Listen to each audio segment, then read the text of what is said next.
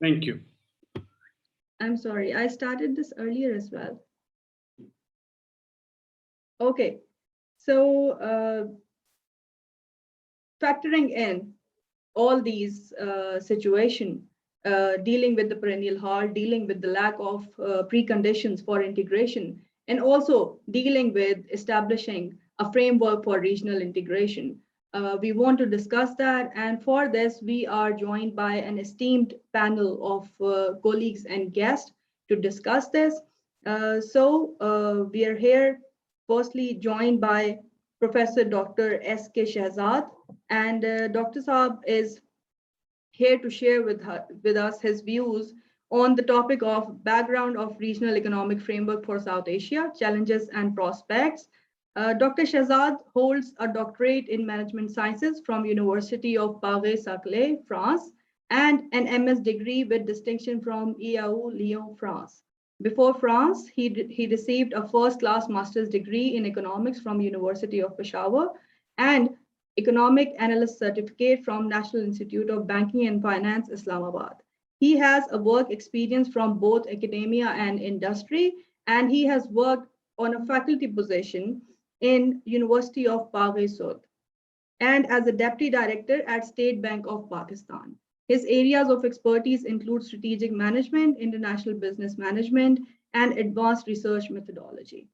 Currently, he's working as a professor at Air University School of Management and has contributed to the department with exceptional merit. Sir, we welcome you and we are grateful for your participation.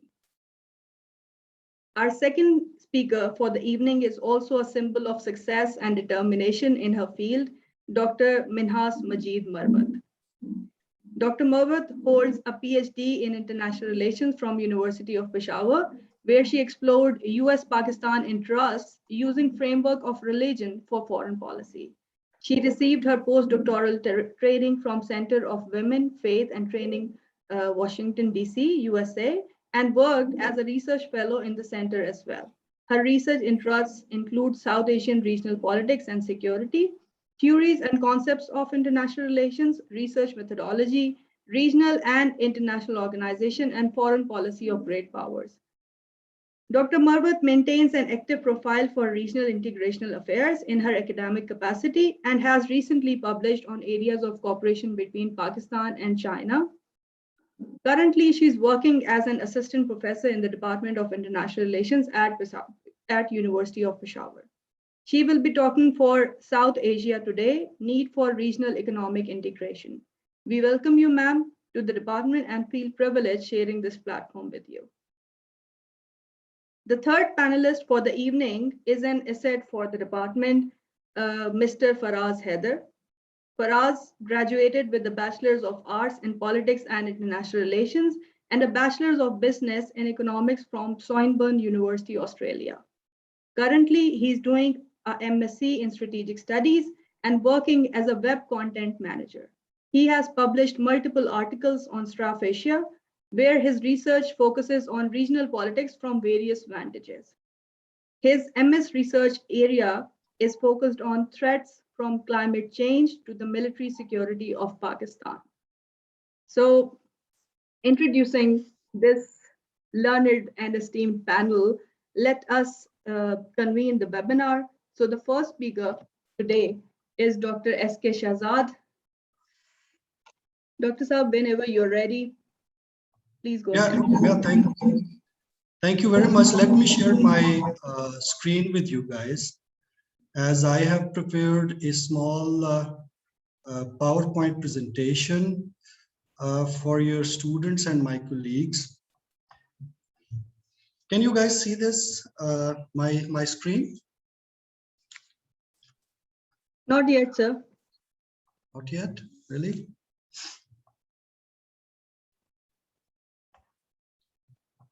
Host has disabled participant screen sharing. I request you to please. Yeah, please.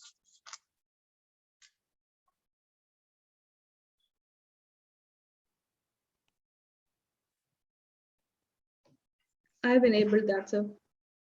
Okay, super. Let me try again. Yeah. It's working now. We can see Right. it now. Okay, ji. So peace and blessings of Allah subhanahu wa ta'ala on all his noble messengers, in particular, last of them all, Prophet Muhammad. Peace and blessings of Allah upon him, and peace and blessings of Allah on all the participants of this webinar. I am Shazad, as Aisha has just said. I'm student of management and strategy, and I'm professor of management and strategy at Yale University School of Management. I'm really thankful to Ms. Aisha Malik, Dr. Adil, and other esteemed faculty and students of Department of Aerospace Sciences and Strategic Studies of Yale University. I'm also glad that Dr. Minhas Majid is here with us to share her expert opinion on the matter of this significant interest, which is to all of us. So as I have some 20 minutes to talk to you. So there are 4 areas that I'll be talking about. This is what is an economic integration for our students, why economic integration is required, an international business perspective, what is the way to achieve economic integration, the experiences that we have seen in the world, and what are the stages of, kind of the phases involved in it. And then there are some opportunities and challenges for Pakistan that I'm going to talk about. So these are the 3-4 areas that I talk about. So quickly, what is economic integration? Well, we established a group of the countries actually join hands, and they establish transnational rules and regulations, which are meant to enhance the economic trade and the cooperation among countries. So a number of regional economic efforts have been made during the last 30 years to promote varying degrees of economic integrations. The most successful among them has been European Union. And there are some less developed countries that have also made these integration efforts. I'll talk about that in a minute. Let's see why economic integration from an international business standpoint. So there are 2 things that are very important when we talk about the economic integration and its international business perspective. First is what we call the trade creation, as you know, and the second one is what we call the trade diversion. Now, the agreement of the countries to integrate their economies brings about, a shift in the business activity. This shift can result in trade creation as well as trade diversion. When the countries join hands, these 2 phenomena may occur. Trade creation occurs when members of an economic integration group, begin focusing their efforts on the goods and services for which they have a comparative advantage, David Ricardo, and start trading more extensively with each other. So this phenomena basically is grounded in the work of David Ricardo. And we have seen, for example, the United States and Mexico had an agreement that allows cars to be assembled, for example, in Mexico and shipped into the United States. As a result, Mexico, a low-cost producer, supplies a large amount of good cars which are sold in America, and this way both of the countries prosper.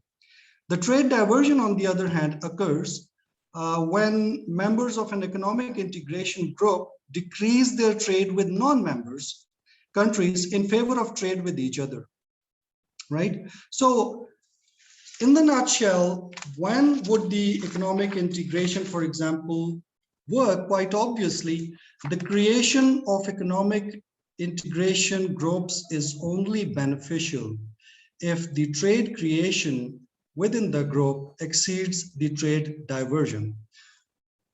So otherwise, the economic union would impede international trade. So this is one important question that the analysts I invite to see and work on it, though some people have already worked on it, but there are some areas that need to be focused. I will talk about it in a minute.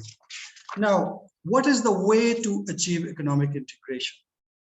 Simon Collinson, Alan Rugman, and several other, Adam Smith, even starting from, several scholars, have worked and informed us that there are 5 steps to the economic integration. It begins, for example, with the free trade area. We go to customs union, we go to the common market, economic union, and then a political union. So actually, the economic integrations spectrum is so large that it begins with the economy and it ends at the political level, the political union, right? So let us see each one of them very quickly. When we talk about, for example, the first one, the free trade area. Free trade area is the kind of an arrangement where a set of the countries, you may call them friendly countries or whatever, they remove the barrier to the trades. These either they are the price-based barrier, tariffs, duties, anti-dumping, whatever, so they would remove it, right? And then each member within the group would try to attain the comparative advantage by producing those goods and services that are not being produced at an efficient rate in any of the other country. And each member imports those commodities and services for which it has a comparative disadvantage, not an advantage. Now, what are the examples? Is the free trade area present there as a first step of economic integration? Answer is yes. North American Free Trade Agreement, NAFTA, Shanghai Cooperation Organization, and Mercosur are the three major examples of the free trade area. Just to tell you, Shanghai Cooperation Organization, which is a Eurasia political, economic, and military organization, which it was founded back in 2001 in Shanghai by the leaders of the China, Kyrgyzstan, Kazakhstan, Russia, Tajikistan, and Uzbekistan. India and Pakistan have later joined it. It is a functional equivalent of the NATO, as it has a military role itself, but it is the first phase of an economic integration that you can call it.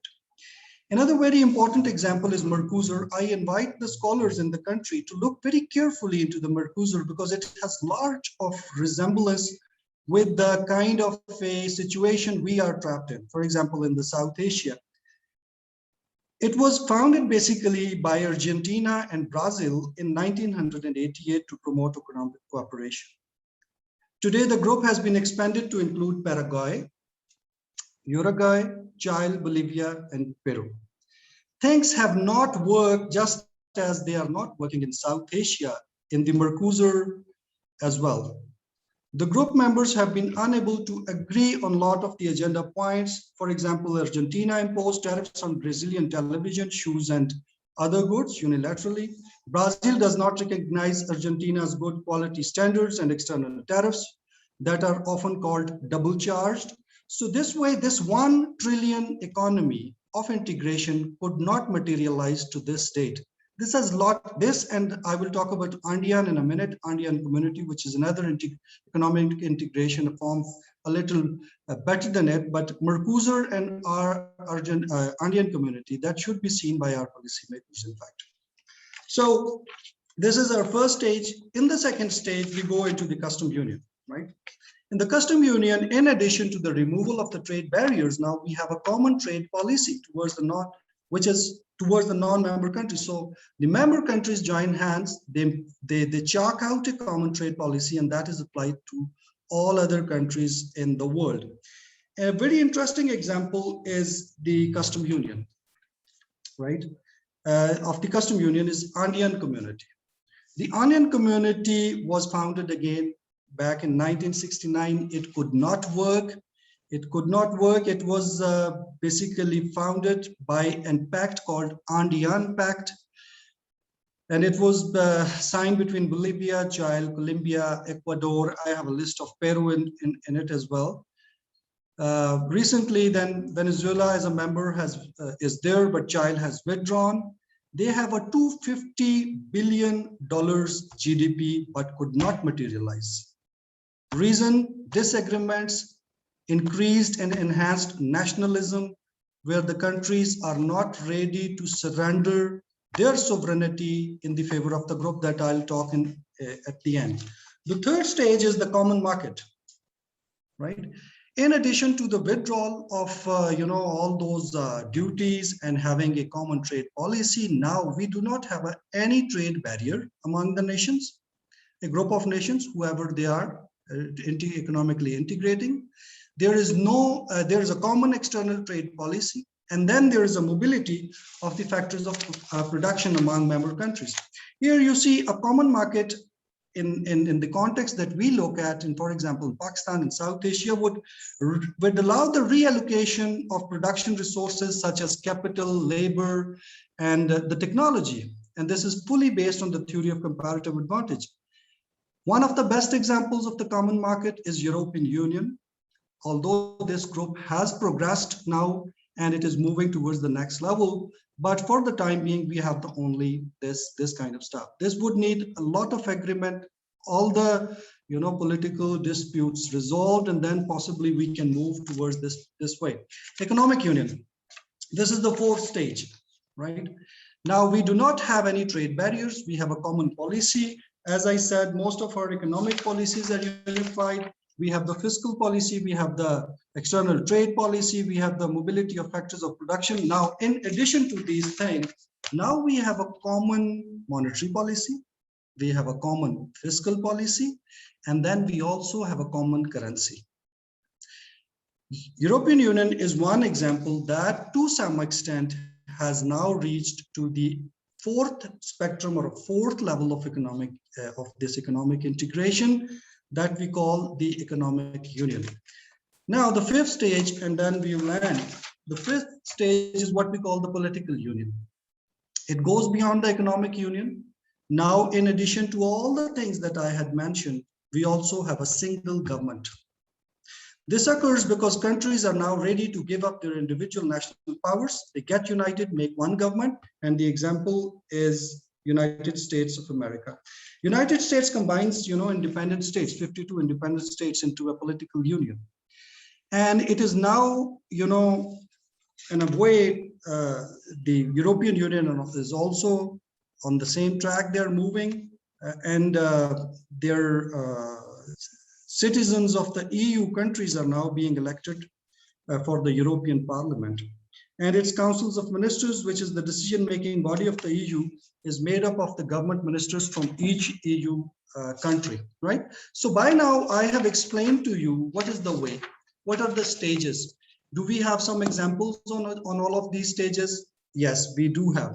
The last thing is, which is the economic integration and overall perspective. For the Pakistan, what are the takeaways?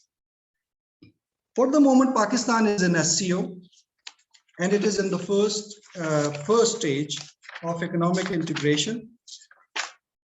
And this stage of the economic integration, which we call the free trade area, is a stage where we do not have any trade barriers. So Pakistan is a part of,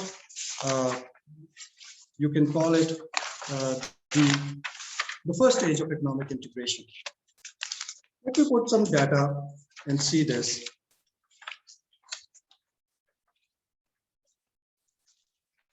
Yeah. So some of the points for consideration, for our consideration, for researchers, analysts, and policymakers' considerations. Pakistan is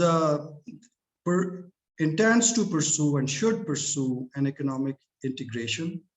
We have already started with a free trade area in the form of Shanghai Cooperation Organization. And we have to then move towards the common market or an economic union. But there is no rule of the thumb that we will progress on the economic integration starting from step 1 to step 5. Any country can move on. But for the time being, keeping in view the kind of the situation we are, Pakistan has taken a right decision to join the SCO. Well, when we say the win-win situation, why do we create the economic integration group? Economic integration in the form of free trade, which is Pakistan currently now in the first stage, it will result in a winning situation for all group members. Because there are, for example, if we look at the SCO members, all of them, especially China and Russia, they have almost every factor of production, and they are abundant in the primary factor of productions. China, for example, in technology, Russia, for example, in the fuel, oils, and other things, Pakistan and India in agriculture. So they are from the raw material to up to the technology. There is a winning situation for all these group members, because these group members specialize in goods and services that they can make very efficiently, and they can rely on others, in the group to provide the remainder. So I see SCO as a working group, except for India. because India has not been taking part in the affairs of the SCO, and the political situation, the conflict that we have in India has not been, the role has not been facilitating. Then is the economies of scale. Internal economies of scale in particular, for example, if we go into the SCO, what the benefit, the biggest benefit that we can get is the internal economies of scale. For example, if in Afghanistan, company can moderately efficiently produce 1,000 units for any product, when they will join SCO, many companies will have their production up, and their production, and by joining the SCO, and if we eliminate the tariffs and trade barriers, we open up, this can move up and up. Finally, in the short run, some SCO member countries will definitely suffer, as research suggests, because other member countries would be able to achieve greater efficiency. Pakistan, Afghanistan, and these countries, they might not achieve greater efficiency in the beginning.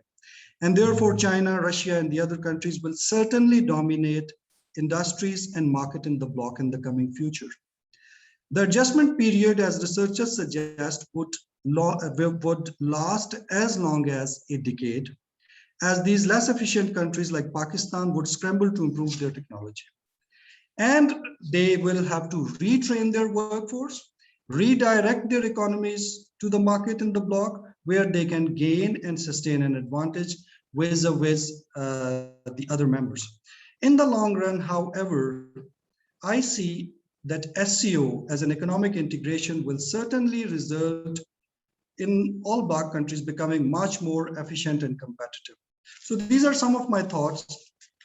In the short time, as Aisha had given me, I could explain this much to you, but I have I'm very hopeful about the SCO, although we are in the first phase, but I hope we'll move on, inshallah. Thank you very much.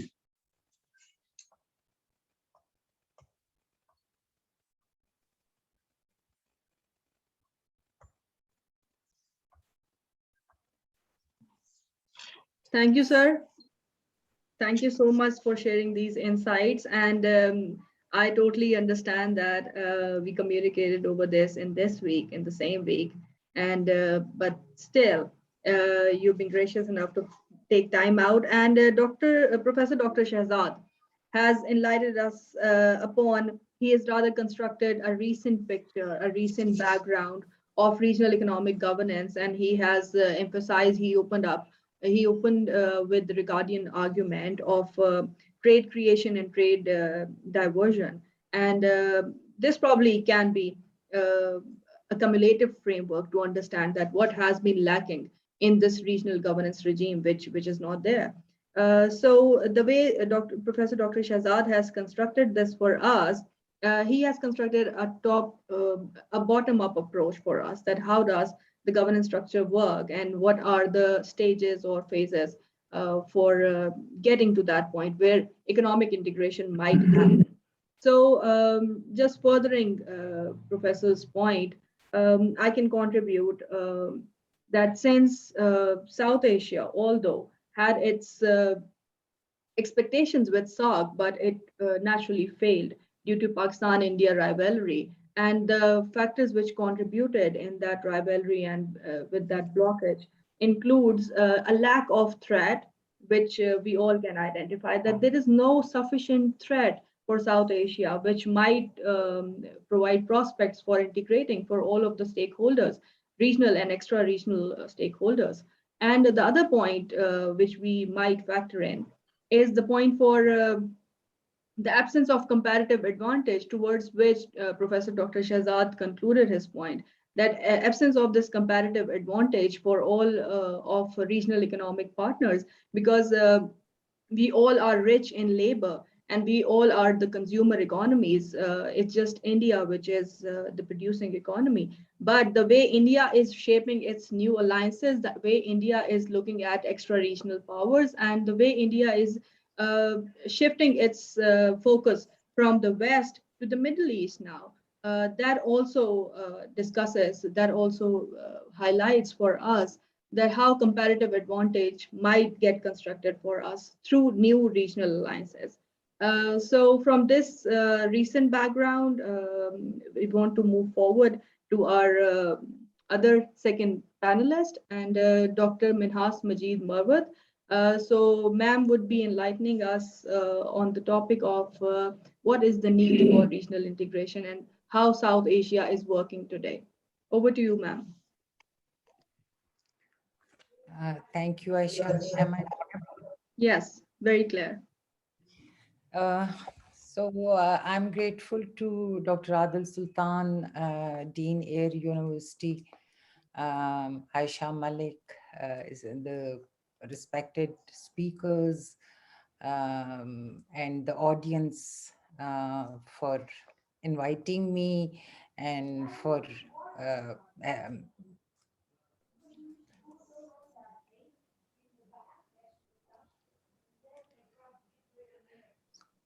Ma'am, we cannot hear you suddenly.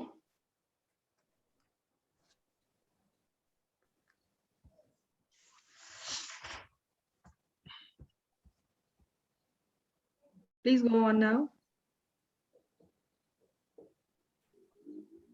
Can you hear me now? Yes, Okay, I'm sorry. I'm sorry. it's all right. I think some problem.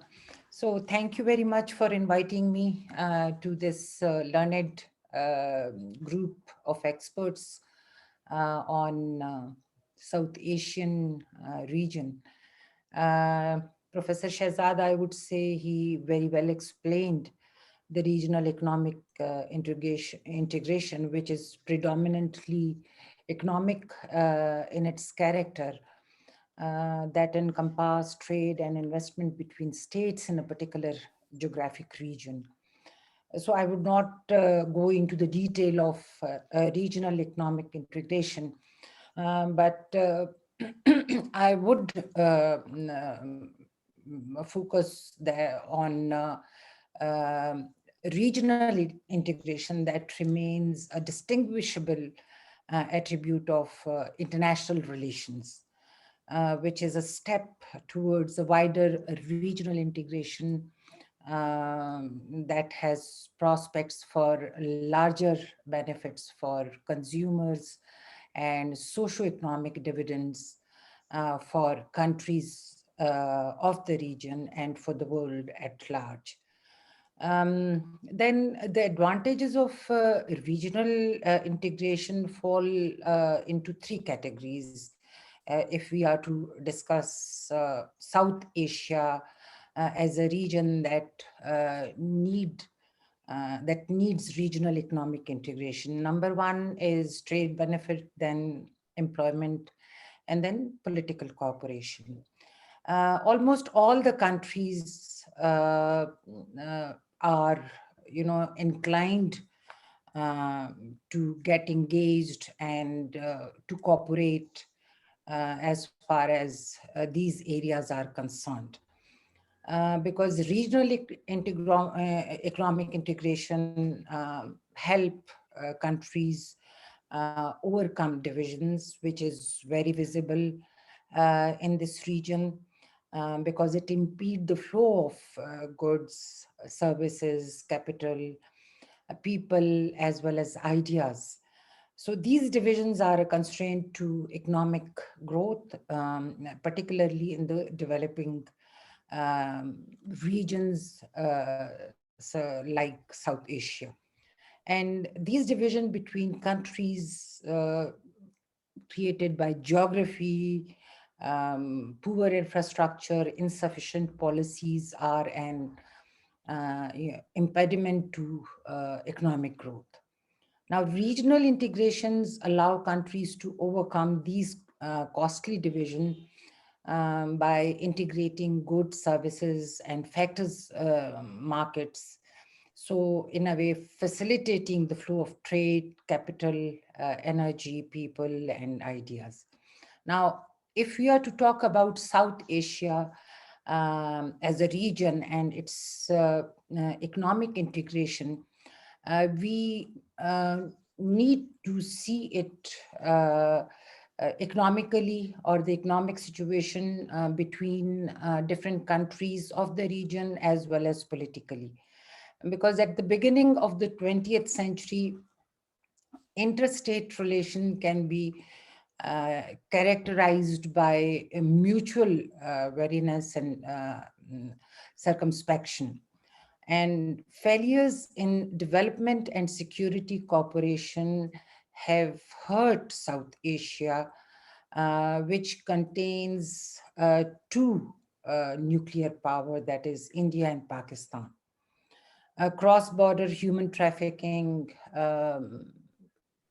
extremism of all shades, terrorism, and other such issues are increasing. Regional trade represents paltry 5% of the total trade. And globally, if we see regional integration and prominent regional institutions such as European Union and a few others that Dr. Shehzad, Professor Shehzad has just mentioned, they are gaining grounds. But South Asia lags behind, and it is almost as if South Asia as a region does not exist. So, at the same time, regional economic integration remains the only option for addressing long-standing protracted interstate tensions in South Asia, and mainly whenever regional economic integration is discussed, it centers around the rivalry between Pakistan and India, and that regional organization like SARC has proved to be a failure because of these two countries' uncompromising approach towards each other. And we know this from, you know, these differences or divisions from the experiences of Europe during 18th, 19th, and earlier 20th centuries, where the pursuit of zero-sum foreign policies and militarism eventually led to utter destruction of the whole continent in the two major wars. But in the wake of World War II, European countries realized that what unfortunately remains the status quo uh, in South Asia would no longer serve their shared best long-term national security and economic interests. And that is why they gradually but steadily moved towards long-term economic integration, which they understood could help address their short and long-term human and protective security needs, which were increasingly intertwined. And those needs could no longer be ensured by the pursuit for the same zero-sum approaches that caused the two devastating wars. So these harsh experiences and Western Europe's resulting adoption of a common economic market soon began inspiring other regions of the world to form regional groupings as SARC or ASEAN and other regional associations like African Union, North American Free Trade Area, and many others. However, we cannot very authentically say that all of these regional groupings sorry, have achieved their dream of meaningful economic integration on a par with Europe.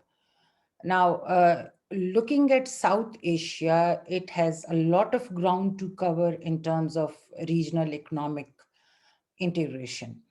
The volatile and uncertain external environment ever since the onset of, the global developments and in the developments in our region and the global financial crisis set new context to revisit policy priorities in this regard. The sub-region has been making progress on some indicators of trade and investment, notwithstanding certain inter-country differences in performance. But the progress has been slow at best, enabling it to exploit only less than a third of potential of intra sub-regional trade. And talking about SARC, it was established by the countries to promote common good. And one of the common good, as already mentioned, is trade or economic activities between and among countries of the region. But another goal that I, as a student of international relation, see is promotion of peace within the region, because we cannot, segregate economic interaction from political differences. Both are interdependent. And SARC basically was established for this purpose, to integrate the region economically, as well as cooperation in other areas as well. However, SARC as a regional association unfortunately stands out in having lagged far behind other mm, um, organization, because two of its key members, Pakistan and India, remain hostile to each other, and this continues to hinder efforts by other member states to make steady progress toward regional economic integration, which underpinned the vision and mission of SARC when it was established. Moreover, South Asian economies continue to struggle under an environment of military conflicts and extra regional interventions as well, and a colossal blend of interstate differences besides domestic divergences. Necessity of economic integrations in the region of South Asia, marred with conflicts and mistrust or political blocking, has been increasingly acknowledged by all sections of society. For example, politicians, they acknowledge it, statesmen, industrialists, and businessmen. And the resulting interstate tensions are manifest in countless negative lists, items that may be trade tariffs that must be paid, transport lines that cannot be crossed, that govern these nations' daily interaction, intermittent armed conflicts in the region only intensifies feelings of distrust within the region. Taking into account the low baseline scenario and the massive socio-economic challenges faced by South Asia, what is needed is to accelerate reforms for deepening sub-regional integration with utmost urgency. And this could be achieved through putting in motion economic partnership among the regional countries, to consolidate and build upon initiatives such as trade facilities, facilitation measures for formation of production networks and regional value chains, measures for liberalization of trade and services, and improvement of investment climate, and necessary reforms for overall procedural ease of trade and investment. Then it is also need of the time to take bold steps to broaden the horizons of economic relations with the neighboring subregions like Central Asia, Southeast Asia, and beyond. And in this regard, South Asia's economic integration can benefit from institutional arrangements provided under overlapping regional organizations such as SAARC, ECO, and many others. Then by building synergies between various related bilateral and plurilateral initiatives and agreements for economic integrations, which are sometimes in progress, sometimes are halted because of the various impediments that I just mentioned. The sub-regional countries will have, if there is progress, they'll have opportunities to secure their position in the broader Euro-Asian economic space. And international organization like United Nations organization and its agencies also can assist in strengthening regional economic cooperation in South Asian region and beyond, with a larger goal of uniting Asia and the Pacific for sustainable development. Now, to conclude, I would say that South Asia is an extremely young and naturally endowed region where employment opportunities are a demand for a secure future of, for the future generation in a common, independent, interdependent neighborhood. And this won't come to pass unless South Asian governments learn relevant lessons from pre and post-war Europe that would encourage them to make tough but necessary policy choices against the status quo for achieving shared peace and prosperity across the region through economic integration. I'll stop here and I'll be glad to answer any queries if the audience have. Thank you, Aisha. Thank you so much, ma'am, for sharing these such insightful views. And you rightfully have directed us towards a lot of areas which resonate well with the theory of international relations. So the theory of international relations, which also talks about the other models for regional governance.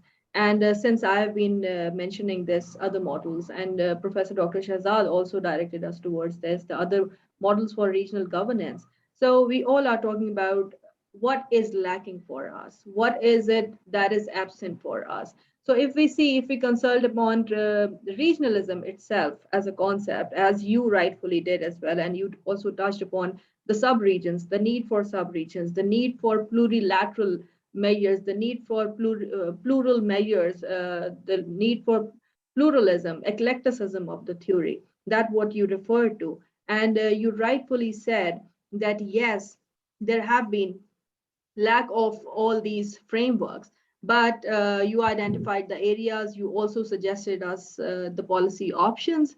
And I think I really agree here with you that although regionalism as a phenomenon, if we look at it, regionalism emerged in Europe, and that was a natural response to the liberal piece which refers to the free market, to the comparative advantage perspective of it. But we see a clear lack of any such thing in South Asia and the predominantly obsessed South Asia, which is obsessed with security domain. All these things have been lacking. So this really takes me to think that are we really reacting to the phenomena which are of today? Are we creating those opportunities for the emerging policymakers and for the existing status quo? Are we creating those opportunities to inculcate what is lacking?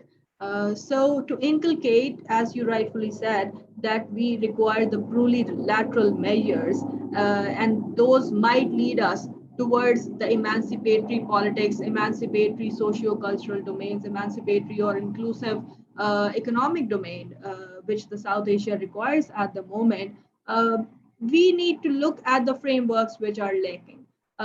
So South Asia, which definitely a new region, and international relations is just 102 years old, and South Asia is something in between 70s now. So there are many things which they both need to work along. So South Asia can become, I believe, South Asia can become an active region, an active participant in contributing to international relations theory. And here I'm referring to the subaltern school, the school of Homi K. Bhabha and the post-coloniality. And if they both merge upon things, we can look at the marginalized, the policymakers can look upon those sections of the society, the fragments of the society which are not included. And if they included, we might go towards a peace, which might not be a liberal peace, but the South Asian peace. So referring to this thought, I would like to move forward to the next participant, the next panelist for the evening, Mr. Faraz Haider, and he would be enlightening us upon what can be the way forward. So over to you, Faraz, and I have also promoted you to the co-host. I hope you can manage it. Yeah, it should be fine. Great. All right. So yeah, I'll start with thank you, Ma'am Aisha, for getting this topic off the ground. The political economy or economic integration is something we don't really talk about that much in strategic studies. So it's a great, refreshing topic. And then also to Dr. Adil for creating this interactive and engaging culture in the department to begin with. So then we were able to hold this webinar. So that's a very good thing. I'd like to start off with that we need to see the progression here. So we had the panelists, Dr. Shahzad and Dr. Minhas, creating the great picture of, first off, what is economic integration?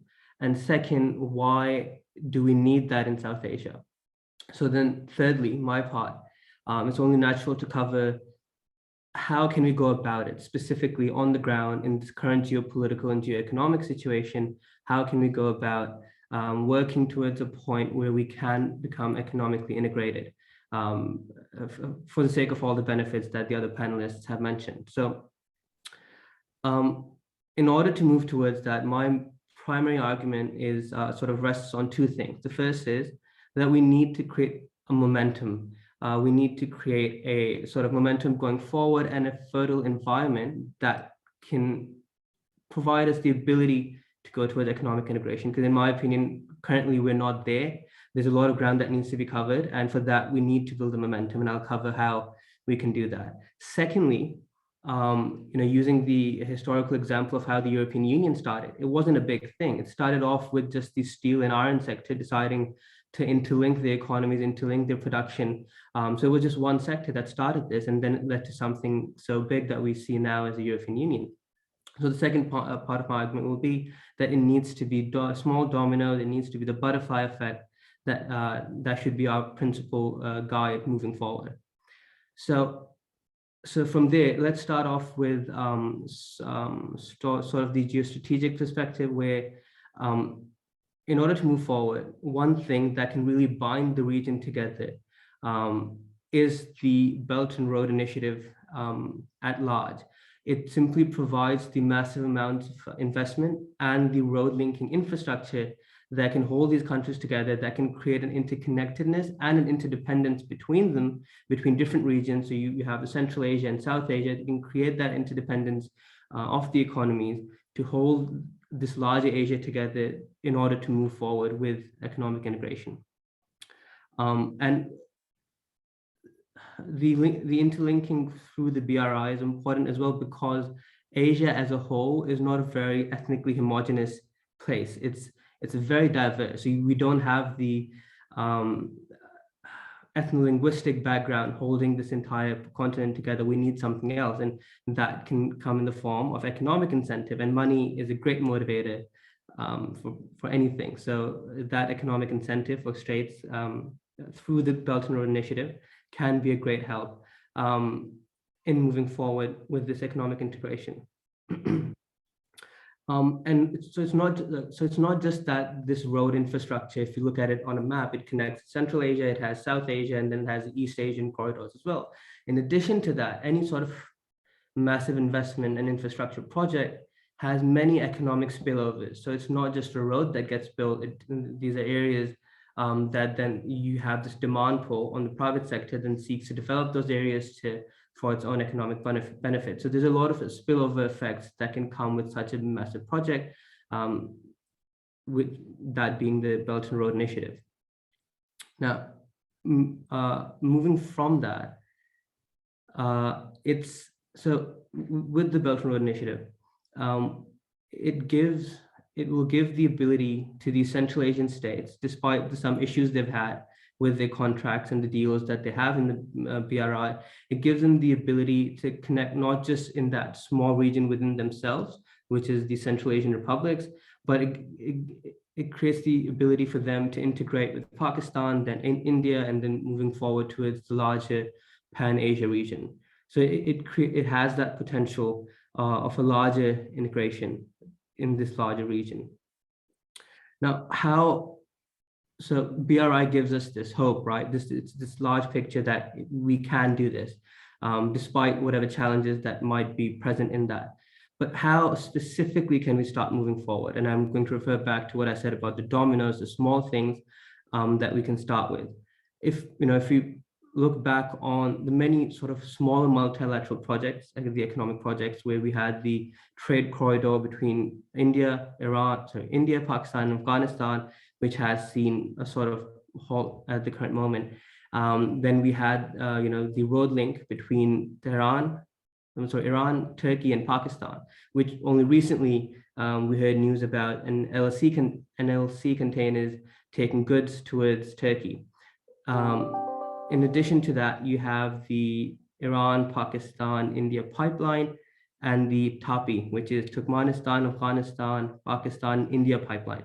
So my point being that these existing projects that have seen issues and halts, whether due to geostrategic competition, whether it was America holding the project hostage due to its own benefits, regardless of all the hurdles, these existing projects between multiple states give us the starting off point, the place where we can start off with and work towards integration, work towards the point where all these different countries think that, well, if we don't integrate our economies, if we do create tensions within our countries, the end result will be bad, which I feel that the similar situation, Europe went through that after the 2 world wars. They realized that we just can't do this again. But for us, hopefully we won't have that disastrous situation of a world war here, but we can come to that realization through having our energy sectors, through having our pipelines and road structures and the movement of trade so interconnected that we can't imagine a place where that's not the case. So we need to move towards that, and the way to do that, I think, is through restarting or a renewed focus on these existing projects. Now, how else can we create the momentum and binding force? And Ma'am Aisha mentioned that my research area, which I'll be going into, is how climate change, how it specifically affects military security. But as a part of that, you study climate change in general, and it provides one of the perfect social movements.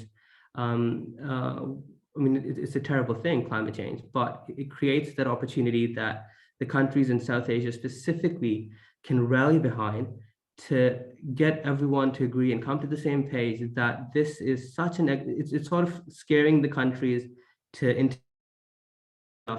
from this threat, that they realize that they need to work together.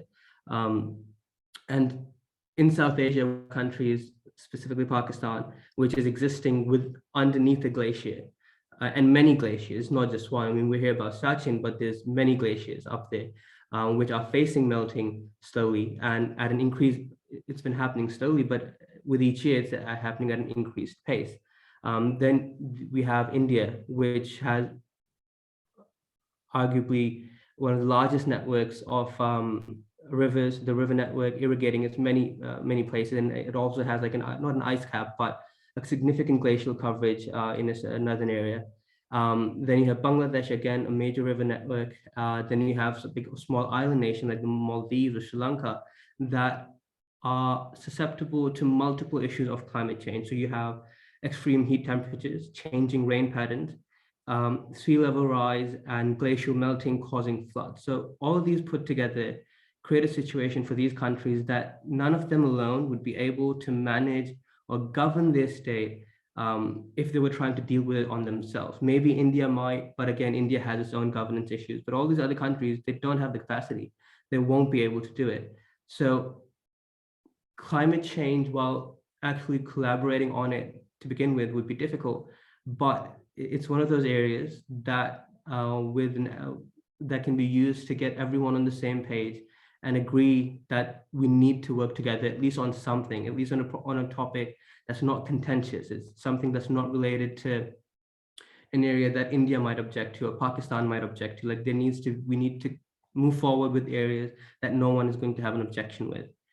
And in climate change, there are areas that we can start collaboration on to move towards that economic integration. That's the first part, being building that momentum. And that area can be a purely scientific collaboration where you have researchers, and we have amazing researchers in Pakistan. I know personally of a master's students at NAST who are studying climate change and the specific impacts within Pakistan and within specific cities. So we can use this immense pool of knowledge and work together for climate change research with that exemplifies and just focuses on how we are at an increasing risk of speaking casually, at an increasing risk of destruction of the entire state network, your infrastructure. So that the realization of the existentiality of this threat can be created by a scientific collaboration to create that initial momentum and ground for economic integration later on. Now, moving forward from the climate change area where we can move forward with, next comes the role of academics or the intelligentsia, the academia in general, which is connected to climate change as well. Like, their role is in any sector or area that we that's considered in moving forward in integration. So the role that I think they can play, and I think this webinar is sort of a part of it, is about where the discourse is led, where the narrative is created, what topics are chosen to talk about. We can keep talking about every month about the Pakistan-India rivalry. It's a very easy thing to talk about, and no one will get bored, everyone will watch it. But the role that the academics and the academia can play is creating and generating this discourse and this focus, whether it's for research papers or webinars, that why we need this and why should this be done, as opposed to why it won't happen, why, what are the gaps or what are the issues. So an academic focus in the entire community of South Asia on, why we can do it, sort of just looking at the positive and trying to create a self-manifesting destiny that we keep thinking that, yes, we can do this and this is how we will do it, you have higher chances of it actually becoming possible. And it can manifest itself in different ways. You can start off small with webinars and then move towards, move towards creating a society in different disciplines. Let's say a South Asian Society of Climate Scientists, and you hold a summit every year. And then the same thing can spill over into different sectors. You can do the same thing for agriculture. You can do the same thing for water economic, developmental economic. I mean, the areas are endless. You can go off in any direction, but the main point being that the academics need to make a focused decision, a concerted decision that, okay, we're only going to look at how we can make this possible. And if that's a dominant discourse, if that's the main thing being talked about in whatever things are talked about at any forum, then we have the possibility of sort of convincing the public and the policymakers, hopefully as well, to listen to these debates, that we can do this and this is how we can move forward.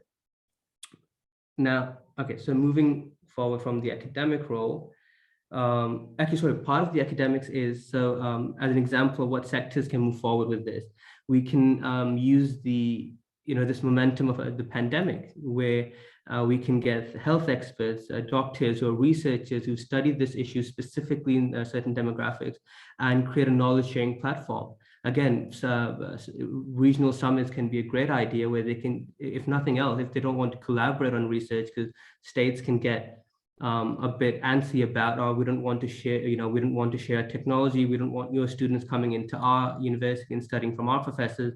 If not that, then just simply share research papers that a doctor from Islamabad experienced working at PIMS, and sharing that with someone who's worked in New Delhi. So simply creating this knowledge sharing that all the region can benefit from, to create that friendly environment, at least in the academic domain, that can help to move forward. We need to start off with small steps. Big steps won't work. We've seen that in the example of SARC. It was such a big project, didn't go anywhere. So because there was never that environment to move forward. Now, coming down to certain specifics, let's say that this environment is created. We have the perfect situation to move towards economic integration. Even then, it needs to start off with a small step. It can't be too major. It becomes difficult to implement such a vast project. So when I was looking at how the economy in South Asia, what are the biggest contributors, the services sector, specifically in the last 2 decades, has been the highest growing sector in the entire region. I think all put together, it contributes to 50% or more of the GDP contributions. It comes from the service sector, and then in terms of employment, it's 1/3, because a lot of the labor is in the agriculture sector, so the employment percentage is less, but as far as the GDP contribution goes, it's significantly high, and that's the average. Some countries have, for instance, Maldives has about 70%, because a lot of their economy is on tourism. So a healthy average is 50%. So starting off with projects or areas for economic integration in the services sector would be our best bet to make economic integration possible and feasible in South Asia. And that's something that even states that have been known to cause issues, even they are very likely to be on board with this, in my opinion. Now, in the services sector, tourism is one of those areas that it is very unlikely that someone will cause an issue. It's very unlikely that a country will object to some sort of shared agreement for tourists, whether it's visas, whether it's making tourism easier for people, maybe it's standardizing visa procedures for the region, making sure that all the documentation and forms for that tourist visa are the same, so it's easier to apply and get it approved. Any sort of standardization in that sector would cause the least hurdles in getting it through and having a starting point. Right, one thing I forgot to mention in the climate change thing, how we could convince people that this is an existential issue. This will be affecting every country and a significant population within that country. And to take the help of some statistics, so from about, again, the last 2 decades, approximately half of the population of the region, let's say like 700 million, 800 million people, they were affected in one way or another from a climate change related disaster. That's half of your population, and most likely it's that demographic that generally suffers the most. It's either women who are exponentially and disproportionately affected, or it's the people in the sort of lower socioeconomic class in the rural areas that get affected the most. And they're also the same people who are contributing to your economy as well, especially in the in economies where agriculture is a large contributor to your GDP. In terms of dollars, the World Bank has reported that, again, the last 2 decades, approximately $150 billion was lost simply due to natural disasters. So this isn't factoring in, let's say, if some crops were lost due to sea level rise, incremental sea level rise. This is just specific natural disasters. Let's say there was a flood. Let's say there was, we had the Ghari situation in Pakistan. So just natural disasters, $150 billion were lost. So I mean, these are just a few examples of the specific threats that we face.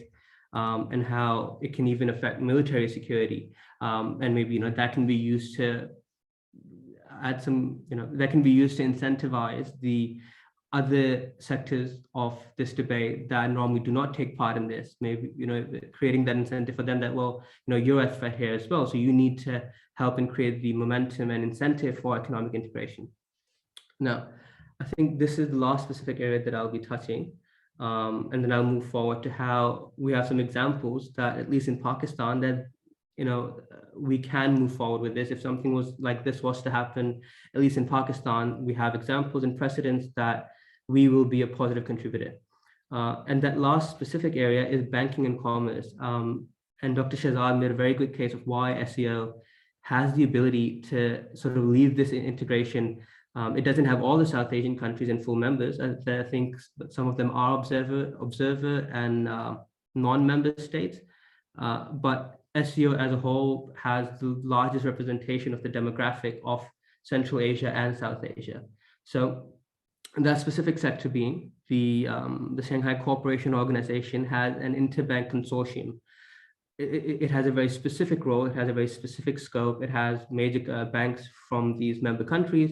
From Pakistan, we have the HBL, and what they work on is trying to standardize their banking practices. So using that again as the starting point, you can work to add an impetus to that standardization process. So it becomes easier for banks to trade with each other and for citizens to trade and send money, but then also to make it easier for investments, for people in Turkmenistan to invest in Pakistan, or for someone in Sri Lanka to invest in Uzbekistan. So moving forward with this small area of standardization of banking practices, we could have something to work with and move forward with. And as far as how we don't have many other South Asian states in the Shanghai Cooperation Organization, I mean, we have Pakistan and India, and they compose a significant part of it, but you need these other countries as well. You need Maldives, Sri Lanka, Bangladesh, and bringing them to that body can be, again, in the long-term plan of bringing them as members, and that can be part of the agenda later on. I think I have a few minutes left. So yeah, I'll finish off with how in Pakistan, in the areas that I mentioned, specifically climate change and tourism, we have examples of the Pakistan Climate Change Act in 2017, the National Water Policy, the Clean Green Movement, the Billion Trees Tsunami, specifically that gained a lot of traction in the current government. So there is a willingness, a political willingness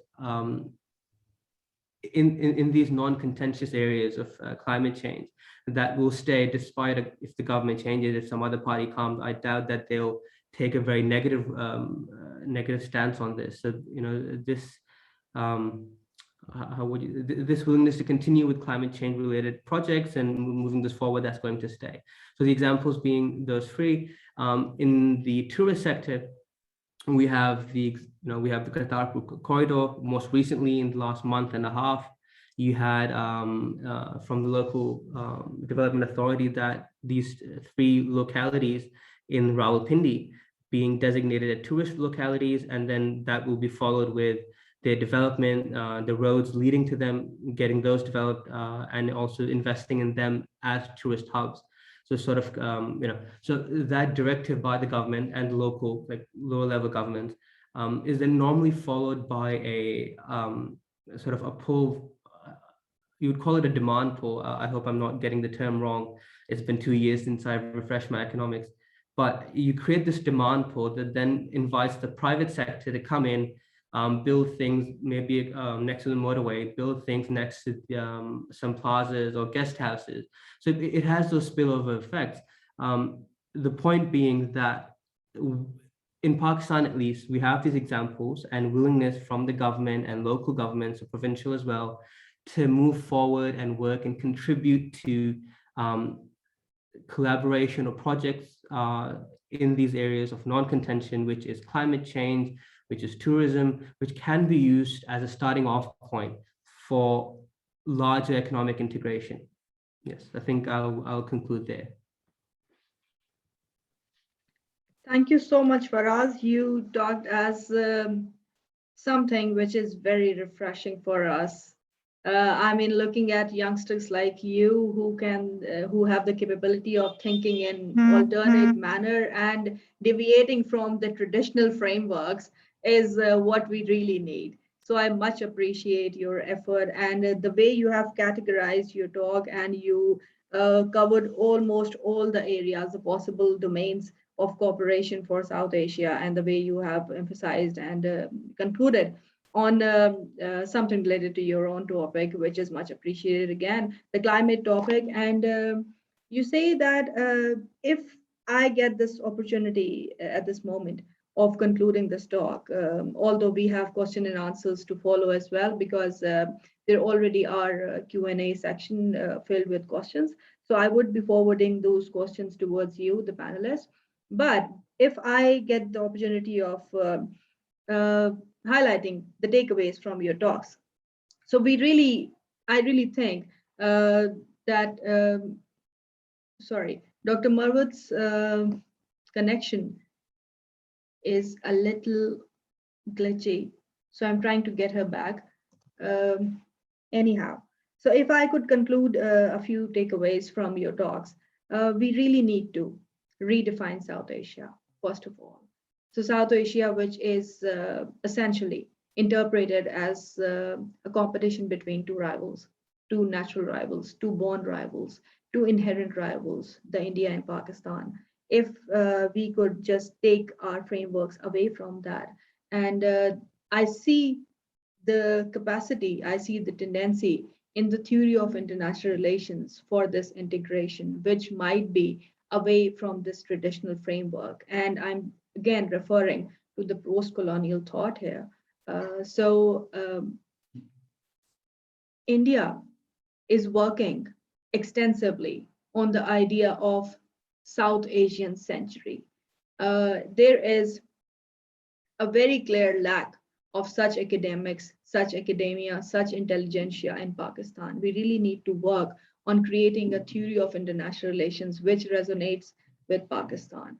So we also can come up with the South Asian century, with an Asian century where there would be a theory, a policy which would include all. So rightfully, we need to redefine South Asia, and we need to shed away those predominantly security regimes, which we all are obsessed with. Although security has its, of course, we all need security, and that's what the primary national interest of any state is.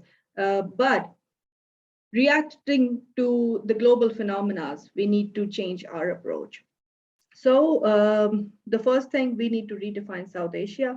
Then we need to really work on the idea of sub-region, as Dr. Marwat directed us towards, and plurality through that. Then work deeply on the bottom-up approach and the vertical approach, which Professor Dr. Shehzad provided us with. So this bottom-up approach and the vertical approach would definitely provide us with what is lacking. Then we need to promote collaborations in all possible domains. And it really has to come down to this collaboration of a student from Islamabad to a student from Delhi, or a student from South Punjab, student from North Punjab, any area of Pakistan, towards other regions. And again, we are talking here about India and Pakistan only, although South Asia includes Maldives, Sri Lanka, Bangladesh. So we need to broaden our lens to look at South Asia. So this is my takeaways from the talk. I'm really grateful, but we have questions in the Q&A section. And if we all agree to that, I read the questions, and the question which is directed towards that person, if they reply to it. So the first question which I want to refer to is from Mr. Bilawal Abbas Bangash, and it is directed towards Professor Shehzad. So, sir, he is asking that overall thorough analysis over the subject, but I have a question. Number one, how do you look at nationalism's role, like Trumpism and Brexit, which is palpable threat to regional integration? So he's referring to the political domain. Then number two is, and how India, Pakistan, and China-India rivalry could impact the integration of SCO. Okay, so whether such rivalry could make SCO's fate similar to SAARC or not.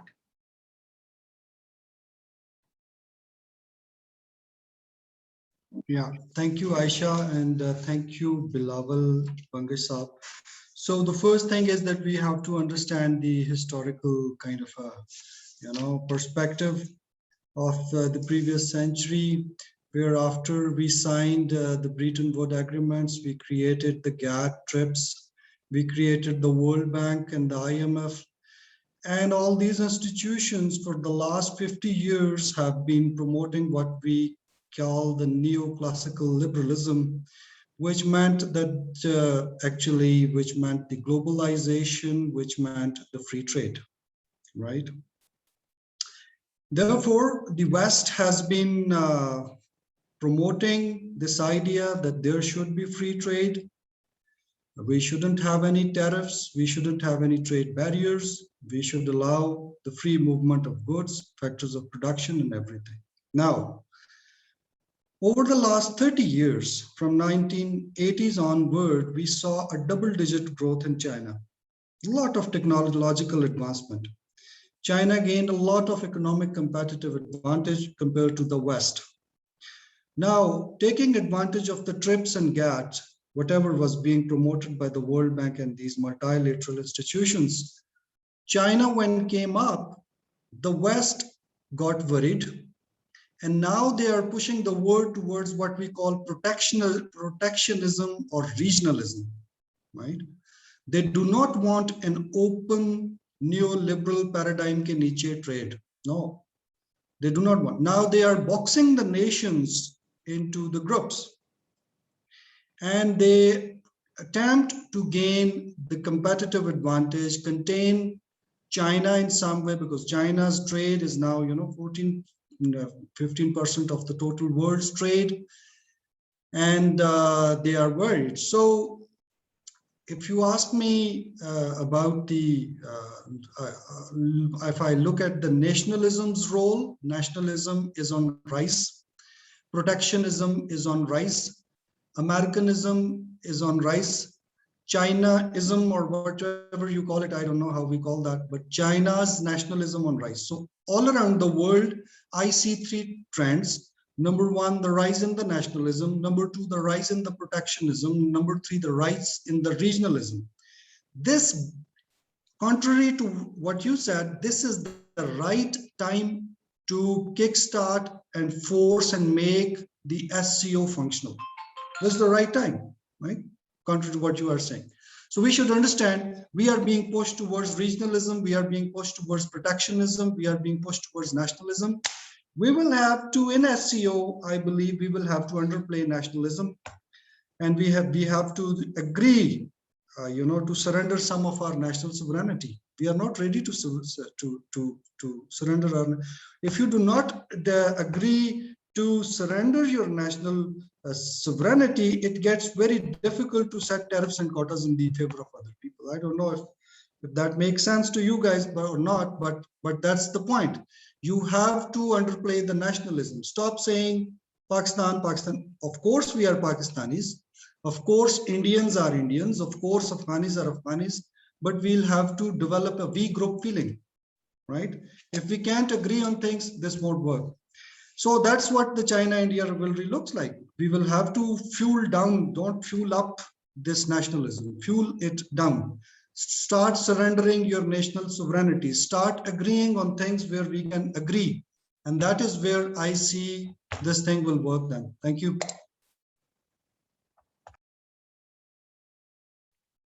That was one interesting reply, sir. I really appreciate. Being an academic, the first thing we are trained for is to lose your lenses, is to change your advantages and look at things from a different perspective. So yes, very academic approach towards things, sir, I must say. So I hope that the answer is questioned. The question is answered. I'm sorry. So Mr. Bilawal again is his remarks and question is directed towards Dr. Minhas, but unfortunately Dr. Marwat's connection is not working. She has just texted me, but I would read it anyways.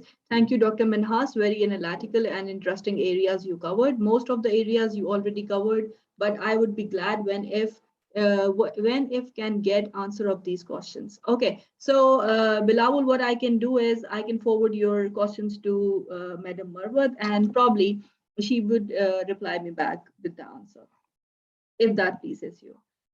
Thank you for this participation. So we have another participant who wants to ask some question, Khadija Abbas. Khadija, can you hear me?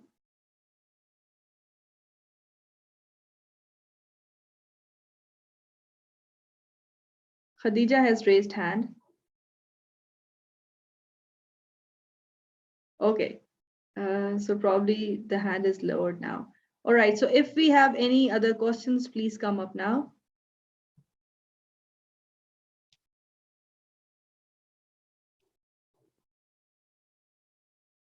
All right, I think that this shall be it for the Q&A session as well.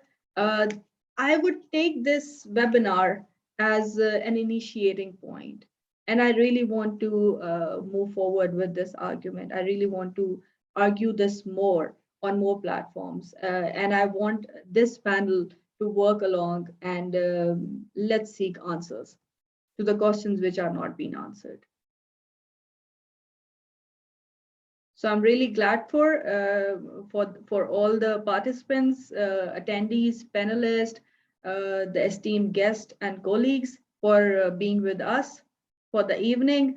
And we really wish that your evening be the best and Pakistan wins.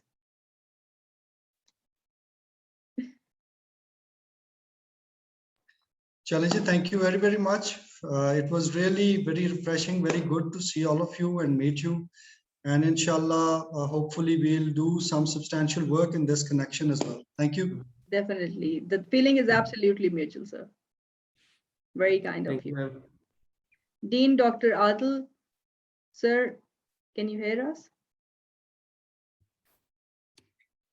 Yes, thank you very much. I think after these wonderful presentations, I don't have anything else to say, just to thank the speakers and also Dr. Manas Majid. She also texted me as well. I think Zoom connection is not working, but we would hopefully continue with this conversation and take a notch higher, because this is something which is of interest for the IR students and the strategic studies students. And I'm grateful to check this talk and this wonderful conversation today. So thank you very much, all the speakers, all the guests, all the attendees who stayed there till the end.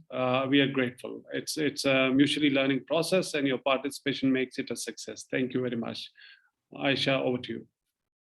Thank you so much, sir, for encouraging us to engage with such opportunities, and then also allowing us to extend the margins of participation.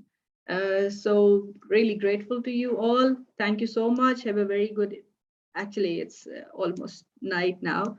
So happy watching. Take good care. Thank you, everyone. Khuda Hafiz. Allah Hafiz. Bye-bye. Allah Hafiz, everybody. Thank you. Allah Thank you Hafiz. so much. Allah Hafiz.